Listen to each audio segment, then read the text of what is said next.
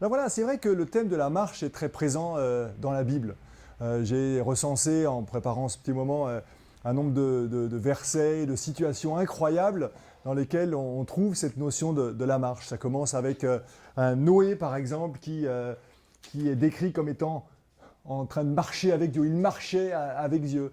C'est Abraham, bien sûr, qui est appelé à quitter, alors qu'il a déjà 75 ans. Donc c'est peut-être quand on est un peu dans une phase où on se dit, ben, ça y est, on est installé, que non, Dieu secoue les gens et nous secoue pour nous mettre en marche. Et puis on pourrait mentionner tout plein d'autres personnages de l'Ancien et du Nouveau Testament qui n'ont cessé de marcher, d'être en route. Bien sûr aussi, lorsqu'on pense au chemin ou à la marche, je pense à une idée biblique qui me paraît très intéressante et fondamentale, c'est celle qui évoque la béatitude. Vous connaissez ces béatitudes, heureux ceux qui, avec des situations pas toujours idéales ou faciles. Et Chouraki a mis en évidence que ce mot heureux, en grec makario, c'est probablement la traduction de l'hébreu ashré, qui signifie, une des traductions de cette expression-là, c'est en marche. En marche. Donc l'idée d'associer la joie à l'idée de la marche, l'idée aussi de faire que précisément, quelle que soit la situation, et y compris quand on est dans une période qui nous paraît sans horizon, il s'agit peut-être de se remettre en route ou d'être remis en route pour pouvoir avancer.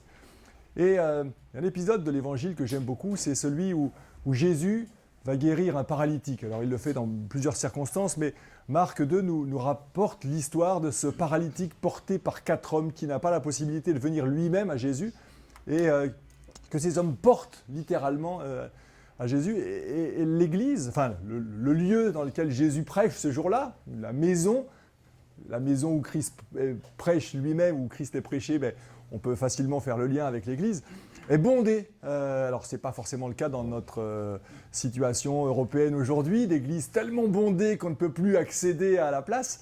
Mais d'une certaine manière, si nos églises ne sont pas physiquement bondées aujourd'hui, je note en méditant sur ce texte que c'est la présence de la foule réunie et venue pour écouter Jésus qui, par sa présence, est devenu l'obstacle qui empêche ce paralysé de venir à Jésus. Et je ne sais pas quelle aurait été mon attitude si j'avais été un des 4 porteurs de cet homme paralysé. Toujours est-il que j'aurais peut-être dit à cet homme sur son brancard, là, écoute, voilà, on a fait ce qu'on a pu, on a montré notre bonne intention, mais aujourd'hui, pas possible d'accéder à Jésus. Donc on essaiera une autre fois, ou on reviendra, ou on te racontera. Mais non, ces 4 hommes, ils décident de passer par le toit, d'ouvrir le toit et d'utiliser toute leur créativité, leur audace pour permettre la rencontre avec Jésus. Et à l'issue de cette histoire, eh bien, cet homme marche. Vous connaissez cette fameuse phrase de Jésus, « Lève-toi, prends ton lit et va dans ta maison et marche ». Et c'est ce que va faire cet homme qui se met en marche, qui ne reste pas dans le lieu d'ailleurs, retourne dans ta maison. C'est quelque chose qui me paraît important. Et d'ailleurs, Jésus lui dit aussi, lève-toi, prends ton lit. À d'autres moments, Jésus dit, laissez tout, puis venez à ma suite, marchez à ma suite. Mais là, par rapport à l'histoire de cet homme, c'est de devenir capable de porter son passé, son infirmité, cette culpabilité probablement qui était source de sa paralysie, puisque la première parole que Jésus lui dit, c'est « Mon enfant, tes péchés sont pardonnés ». Ce « mon enfant » qui le met dans une perspective d'ouverture, d'horizon nouveau, et en même temps où Jésus lui dit d'entrer, tu fais partie de mon cercle là. Et je trouve dans cette histoire quelque chose de très, très, très riche, comme une invitation pour chacun et pour nous tous qui sommes engagés d'une manière ou d'une autre à savoir peut-être trouer le toit des églises pour aller à la rencontre de Jésus, pour peut-être aussi découvrir de nouveaux espaces qui nous permettent d'accéder à ce lien vertical qui nous relie à Dieu et qui nous fait assumer une forme de passé, mais en même temps nous relance, nous fait sortir de nos cadres habituels pour vivre notre foi. D'ailleurs, petit indice très intéressant, dans le débat qu'il y a avec les pharisiens qui sont outrés de l'attitude de Jésus, qui dit à cet homme « tes péchés sont pardonnés », ils réagissent en disant « voilà, mais qui est celui qui pardonne les péchés ?» Ils blasphèment, ils sont engoncés dans leur raisonnement qui les empêche finalement de discerner en cet homme qui prêche là le Messie lui-même, Jésus. Et c'est peut-être ça aussi l'obstacle pour la mise en marche, de vouloir toujours ressasser, être ancré dans ce qui nous paraît peut-être, et en partie légitimement, être important, solide, ne pas devoir bouger, mais qui aussi nous invite à nous mettre en marche. Et le texte précise que ces pharisiens sont assis. Alors c'est intéressant dans un épisode où l'homme paralytique arrive couché, et puis à la fin de l'épisode, il repart debout. Et bien finalement, les pharisiens restent assis. Alors je crois que finalement, cette journée est une invitation à... Je crois que beaucoup d'entre nous sont, et c'est réjouissant, déjà en marche. Mais parfois, on se sent un peu paralysé aussi, dans une situation d'horizontalité ou d'immobilité. Alors très rapidement, je voulais évoquer par rapport à cette notion de marche, et avec bien sûr la perspective que Jésus est le chemin, la vérité et la vie, comme l'évangile de Jean le rapporte au chapitre 14. J'ai pensé, et je ne vais pas avoir le temps d'élaborer maintenant, mais 7 mots, 7 notions associées à l'idée de marche, et qui d'une certaine manière introduisent la réflexion que nous voulons développer aujourd'hui pour reconnaître, être interpellé par ces parcours de foi en marge des cadres institutionnels. La marche est associée à l'idée d'immobilité. C'est le contraire de mobilité, pardon. Donc c'est le contraire de l'immobilité. Comme je le disais il y a un instant, être en marche, c'est comprendre qu'on ne doit pas rester assis finalement, mais qu'on est appelé à se mettre debout, et même si on se sent paralysé, que par la puissance de l'Esprit et celle de Jésus, on peut être dans une nouvelle dynamique. Donc reconnaître, créer, participer, contribuer à une foi en mouvement. Deuxièmement, lorsque l'on marche, je crois que c'est l'occasion de faire des découvertes. Et cette notion de découverte, c'est clair qu'elle me paraît essentielle. Le bateau, il n'a pas vocation à être toujours dans le port. Et un jour, quelqu'un a dit que si le bateau reste dans le port, il ne pourra jamais découvrir de nouveaux horizons. Et on a vocation à découvrir ces nouveaux horizons, à faire de nouvelles découvertes, mais il faut oser aller de l'avant, oser être en marche. Et même si parfois c'est des impasses, même si parfois on se retrouve dans une situation qui n'est pas satisfaisante, ou des mauvaises découvertes, ou des échecs, mais en même temps il faut essayer pour réussir. Et bien sûr, la découverte, la mise en marche peut permettre de découvrir des choses nouvelles qui sont extraordinaires, magnifiques. Et si l'on reste en place, si l'on ne se met pas en marche, alors rien de possible. Troisième mot, après la mobilité, la découverte. Troisième notion sur laquelle on pourra probablement réfléchir, c'est finalement la priorité de la rencontre. Lorsque l'on marche, bien sûr on peut aussi envisager marcher seul, et c'est parfois utile et nécessaire et beau, mais on croise des gens, on rencontre des personnes, on marche avec des personnes. Jésus qui marchait avec les pèlerins d'Emmaüs, qui aboutit à une vraie reconnaissance de Jésus comme quelqu'un d'essentiel pour leur vie.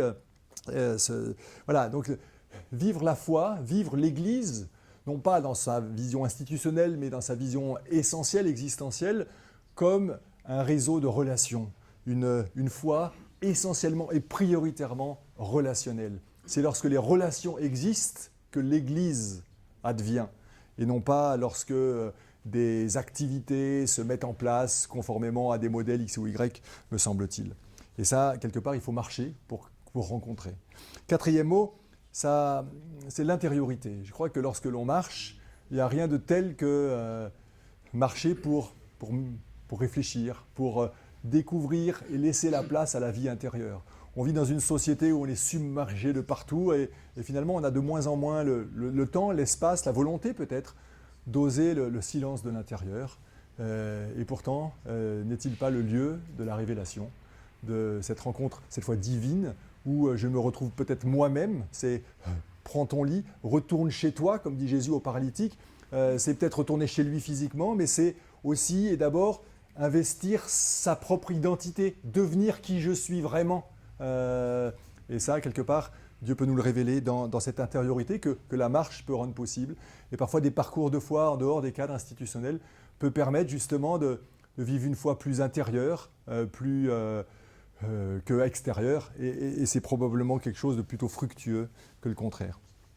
Cinquième mot que je voudrais évoquer, c'est celui de la lenteur. Aujourd'hui, dans notre société, dans notre contexte, marcher, c'est un des moyens de transport les plus lents, et donc qui n'est pas forcément à la mode. On préfère aller en vélo, en voiture, en avion, évidemment. Or, je me laissais interpeller par cette idée de la marche comme oser accepter une certaine forme de lenteur. On a envie de tout révolutionner tout de suite, mais probablement qu'il faut peut-être que nous apprenions à oser le changement plus lent, à oser les transformations plus lentes, à oser savoir faire un pas et puis recommencer, et peut-être même un pas en arrière avant de refaire deux en avant, mais oser accepter une certaine forme de lenteur plutôt que d'être dans une efficacité de tous les instants.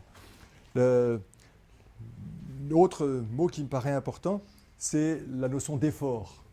Quelque part, pour marcher, à un moment donné, c'est vrai, marcher quelques pas comme ça, c'est peut-être facile et ça ne demande pas grand-chose, mais lorsqu'on est engagé dans une longue marche ou quand nos forces physiques ne sont plus là, même parfois faire 2-3 pas, ça demande un effort. Alors bien sûr, l'Église et la vie spirituelle est d'abord grâce et d'abord réception, mais à un moment donné, pour aller à la rencontre de l'autre, pour oser vivre, de découvrir de nouveaux horizons, ça implique de notre part de peut-être quitter notre zone de confort pour se bouger et pour faire advenir, contribuer à ce que l'Église, nouvelle peut-être, puisse advenir. Et puis enfin, bien sûr, lorsqu'on marche, et ce sera mon dernier mot et je vais finir par là, ça implique de savoir s'orienter, de savoir où l'on va. Parce qu'on peut facilement marcher en rond et du coup, on ne va nulle part, si l'on peut dire. Alors, ce n'est pas un problème, hein. C'est parfois très bien de faire une boucle et de revenir au point de départ, pourquoi pas, ça fait du bien, c'est nécessaire. Mais même pour pouvoir revenir au point de départ, s'il a notre objectif, il faut pas se tromper de chemin pour pouvoir arriver à bon port. Et je pense que c'est toute cette question du cap qui est posée avec cette image de la marche et qui se pose à chacun d'entre nous dans notre foi. Est-ce que notre cap, l'orientation que nous devons prendre en tant que croyants, que nous devons prendre en tant que participants d'une association, d'une église ou que sais-je, eh bien, parfois, si on ne sait pas où l'on va, on risque de se retrouver ailleurs. C'est Thomas Gordon qui un jour a écrit ça et je trouve que c'est une très belle phrase. Si on ne sait pas où l'on va, on risque de se retrouver ailleurs. Alors parfois, l'ailleurs, comme je l'ai dit, permet la découverte et des nouveaux horizons qui sont intéressants, mais en même temps, à un moment donné, c'est vital de savoir où l'on va. Et je crois que l'esprit peut nous diriger, c'est celui qui nous dirige. Et j'ose penser qu'il peut diriger nos pas vers des sentiers qui sont peut-être des belles surprises.